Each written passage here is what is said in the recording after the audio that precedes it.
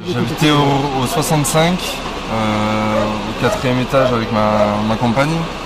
Et en fait on est parti il y a 2 jours parce qu'on voyait que c'était vraiment insalubre, c'était vraiment un calvaire, que je devais aller me doucher chez des voisins, etc. Même les propriétaires m'ont dit mais vous êtes inconscient de vous doucher ici, alors que non, on paye un loyer, on ne peut pas aller se doucher ailleurs, etc. On est parti il y a 2 jours.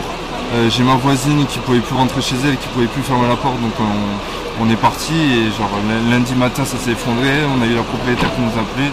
Ouais, est-ce que vous étiez encore vivant parce que l'immeuble s'est effondré. Donc on payait bien un loyer, on nous raconte pas qu'on était des squatteurs ou je ne sais quoi. Et on avait déjà eu un arrêté il y a quelques temps où il y avait un mur qui s'était effondré au rez-de-chaussée.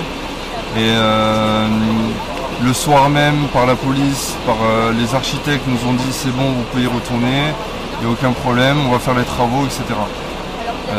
Certes, il y a 2-3 travaux qui ont été faits, mais on voyait quand même les murs bouger, des pleuvoirs dans le hall d'escalier, etc. Alors on est parti parce que...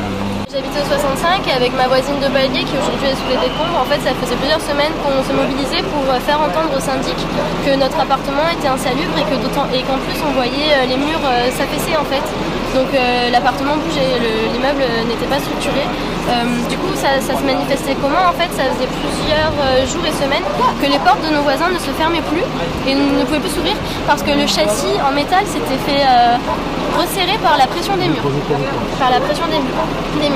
Et donc moi ça a été ce qui nous a alertés parce que autant les effets sont pas spectaculaires mais la cause qui est derrière semble un peu particulière et importante, urgente. Et en fait moi dimanche j'ai vu que ma porte aussi était également serrée, que j'avais du mal à l'ouvrir et à la fermer et j'avais peur que je reste si je passais la nuit en fait chez moi, la nuit de dimanche chez moi, le matin j'aurais été enfermée, j'aurais eu du mal à ouvrir ma porte et voilà, du coup c'est pour ça que je suis partie.